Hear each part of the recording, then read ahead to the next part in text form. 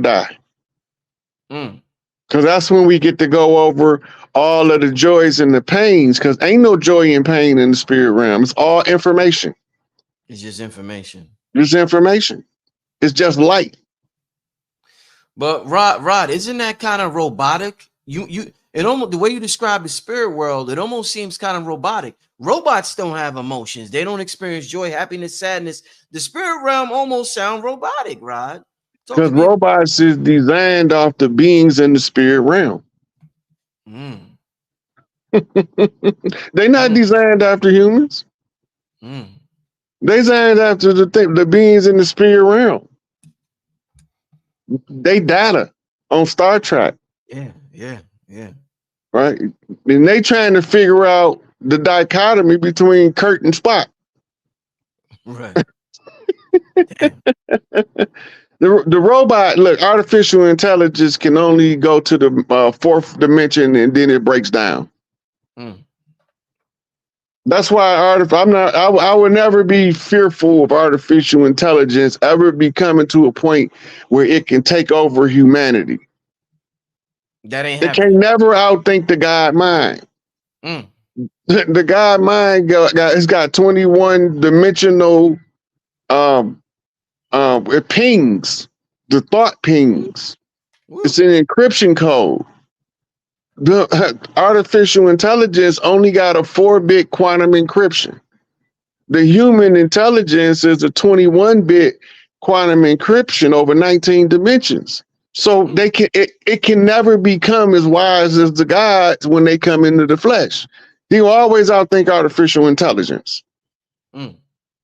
All you got to do is cause it to jam, an information overload.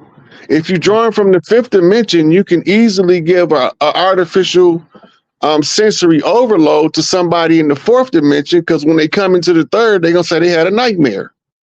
Mm. That's an information overload. It comes out as you see in the entropy. All of that dark evil stuff, that's entropy. Right? And all of that beautiful, gorgeous stuff, that's the harmony of unison, the oneness.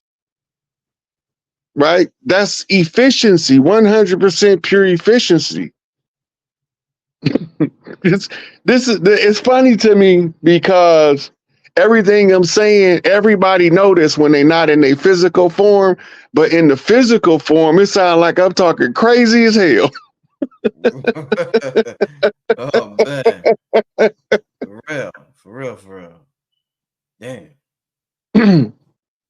That's like saying if you keep training dogs, one day we're gonna wake up and they're gonna be walking us on the leash. Listen, the dog needs certain qualities that's not part of his genome to give him the capability to conquer the human.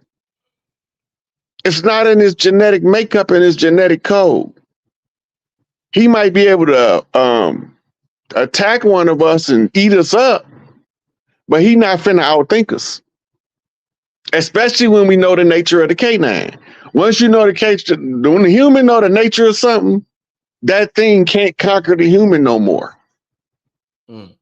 But soon as something is mysterious in nature, it creates that cognitive dissonance, that moment of confusion, and that's when the serpent strike.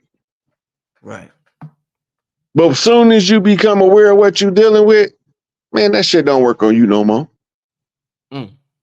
That stuff don't work on you no more. That's why I had to tell you who put the conjure in play, what the conjure did, how it worked, where it's at, who done it. Because when more of us recognize this, it don't work on us no more. We woke now.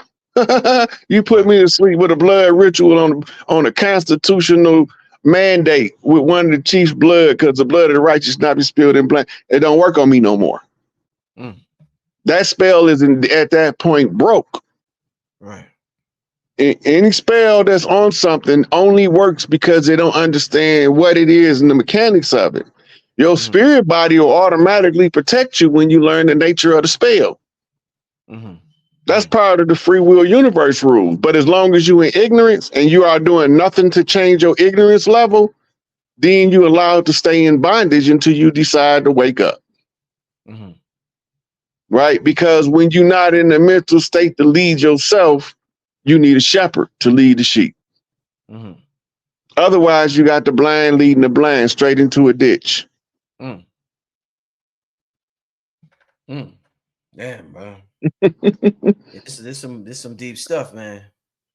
Look, it's not deep though. It's real simple. It seems deep because it's so basic. Mm-hmm. It's basic understanding from the higher realms that we turn off on purpose because we don't want to offend the rest of the people who ain't woke up yet. Because we tiptoeing through grandma's house because we got the uncles and aunties in these different rooms sleep. And if we wake one of them up, they going to come out yelling, and that's going to wake the rest of them up. Now, everybody yelling at all the kids. Mm-hmm. So we don't want to wake nobody up. So when we start to wake up, we start to isolate. We don't wake nobody else up too soon. And the system design is that, wait a minute, ain't nobody tell you to wake up before everybody else, and it punishes you. Remember Dick Gregory saying, you know what's dangerous is when the universe pick you. But when the universe pick you, you put these glasses on, you can't take them off. Yeah. What I say? Huh? What I say? Huh? Hit me? Yeah. Hit me? Bobby Dick or something else. he was something else. Oh, I mean, he was something else, man. Oh man. Shout out to Dick Gregory, man. Bless his soul. Yeah, let's get to some Q&A from the family. We're gonna do a brief. We at the 50-minute mark. We're gonna do a quick Q&A. Give me some questions. Wow, this is powerful, right, y'all?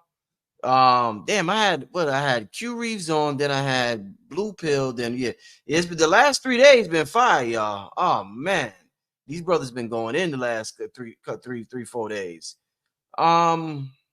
Hey, I finally got to link up with Dane Calloway on Legendary Top Cat on the Three Chief combo. Right. Man, the people ate that up, but we had such a smooth conversation. Right, because we all, we don't have a fundamental difference to separate us, because we all know what's going on a different level for regular people. Our conversation is more of where your blind spot at. Oh, I see. This is where your blind spot at. Let me see yours. Okay, that's your blind. So we enhancing each other's perception. This is the purpose of steel sharpen steel. When two men come together, it's like steel sharpen steel. But man, we've been on the rock. Look, between what you've been doing, Young Elder been doing, and I've been doing independent, man, we've been on fire. We've been on fire. For real. We've been on fire. The people is starting to see all of the stuff that we've been saying over the last couple of years since me and you first met. You've been doing this half your life. No, facts. You know what I'm saying? At least. Yeah. And then you people don't know, Brother Rich, when you was over there with Sonetta, you sat with some head banging heavy hitters. Oh yeah. And they was from both sides of the fence. Right? They come from different backgrounds, different schools of thought. They all swear they right with somebody else reference. Indeed. Yeah. I'm gonna argue this man pointing to you submit.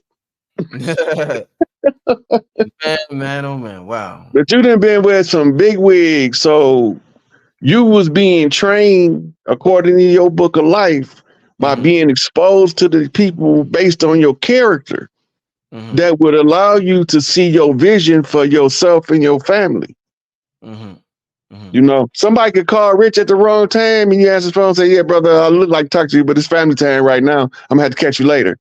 And they not gonna never get offended because of who you are and the way you do your business and the way you tend to your family. We understand what you're doing. So when you say that, it's like, okay, bro, holler when you can. Yeah, no facts. Right, because you got your structure. Yeah. And then you got to sit around people and watch other people do it while you was growing up. You probably was still in high school watching that. Oh yeah. Most of us don't have that luxury, brother. Most of us don't have that luxury to sit around the tight. I mean, some of the people that came through Sarnetta since you was there, man. Man, amazing people. I mean, like James Smalls. That one by itself right there. Yeah. The professor, the one Tupac called right before he died. That was James Small, I think. Yeah. Okay, I'm thinking about another one. That was Professor Copper, or yeah, him too. But all them guys was there. Brother Valentine was there. You got to see them in the early days. Delbert Blair. You got to see these people. Yo, Rod, Delbert Blair, I'm gonna tell you, if you ever met him in person, he had a unique energy to him. He, out of everybody I've met, he felt like an extraterrestrial. You know what he felt like? He felt like a beam of light. You know how you go around certain people and it's a person. Blair's energy. That dude felt like a beam of light, bro. Like he was light. Dude was light. I didn't know nothing about who Delbert Blair was when I was about 12 years old. We was visiting my auntie in Chicago. It was 75th overall exchange somewhere. And my sister's boyfriend at the time used to always go listen to his lectures. And one day he brought him home with him. And this was like 80, maybe 81. And I couldn't stop looking at this dude. And I didn't know why. I was like, I can't take my eyes off him. It was like he was polarizing to me. But remember, I don't know nothing about nothing at this time. I don't even know who Farrakhan is yet. Right? But I'm looking at this dude. I'm like, this dude ain't regular. Yeah. And the only thing I could do is just compare him to me. I'm like, he kind of not regular, like I'm not regular. Right? So I went to talk to my mom. I said, who was that man? And she said, I can't tell you who he was, but just know he was somebody that you needed to see at the time. And then I didn't find out who he was till years later. I caught him when I first started. Okay, so it's a brother that I was locked up with named Hart Eel. Hart Eel had all of the heavy hitters cassettes. And I used to go through them. And one of them was, I think was Dr. Delbert Blair. And I was like, I'm going to find this dude when I get home. He in Chicago. Right? But I didn't get to go to Chicago when I got home because I ended up having to take care of my mama because the day after I came home, she virtually died.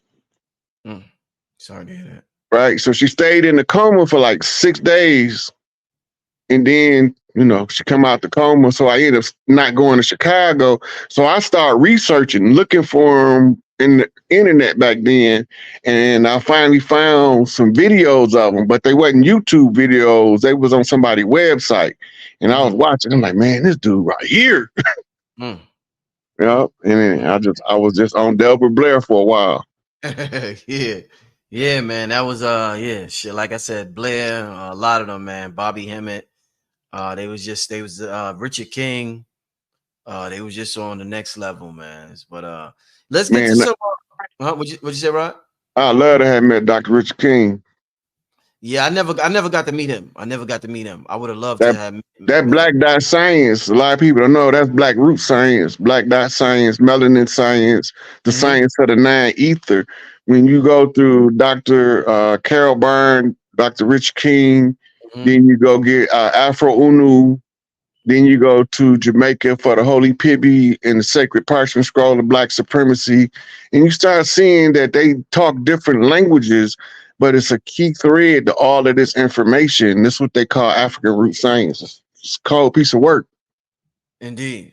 If y'all want to show some love to the brother Rod, I know you're always asking about the brother's Cash App. I know a lot of y'all remember it, but I got to put it on the screen regardless. $SIK, SIKAPE, $SikApe.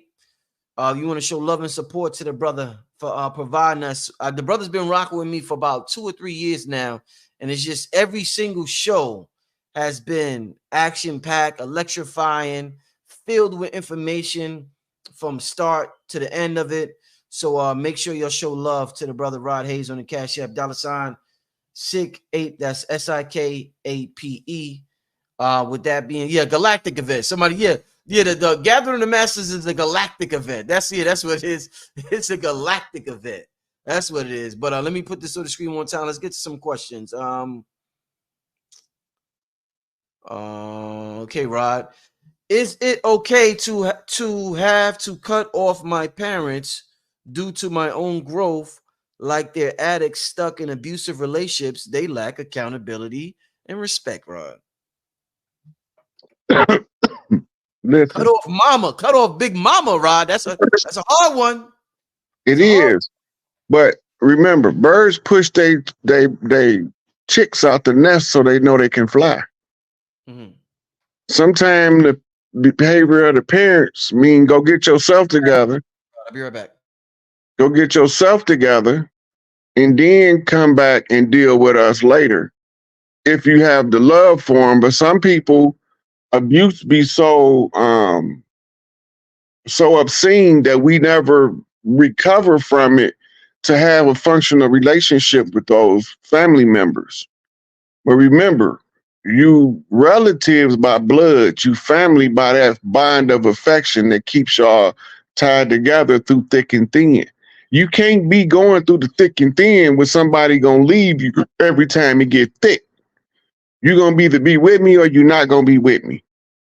And sometimes you have to stand on your own 2 feet in order to control your circle when you become an adult. Your parents got you to adulthood. Their job was done.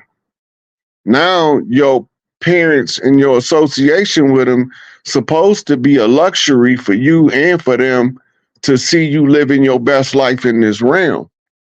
For them to be part of seeing you live your best life, that's supposed to be their blessing to see.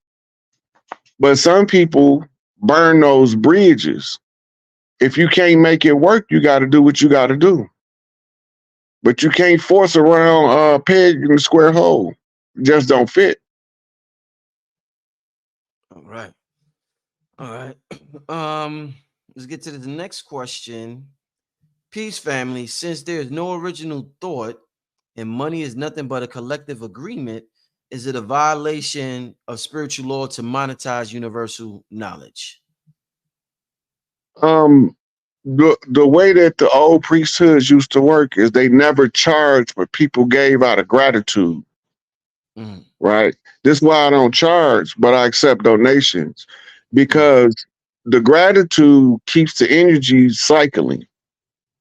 Right? But you got a lot of people out here charging to do spiritual work because the churches got us used to every time somebody do spiritual work, they have to charge.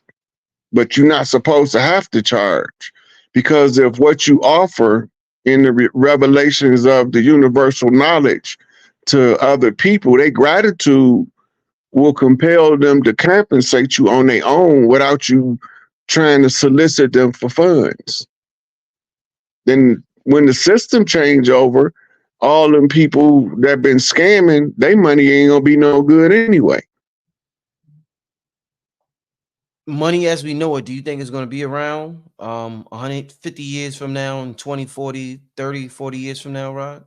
All the money is the way for, if you do something for me, I have to give you something tangible to compensate you for your time and your efforts to assist me in my need, which is a form of gratitude. But it's a way to keep the communication balance. Because some people don't got no skills, but they got a whole lot of currency sitting around. Right. So they got to pay the plumber, the electrician, they got to pay the guy to come cut the grass, they got to pay the mechanic to change the tire. All of the stuff that they would be able to do on their own, they have to use currency to get done because they don't know how to do nothing. This is what the society is cutting us off from what we used to call Uberman, or the Superman, or the man that was the universal man. Remember that Leonardo da Vinci drawing with the man on the circle with the 3 arm positions? Yep. Yeah. It's called the universal man.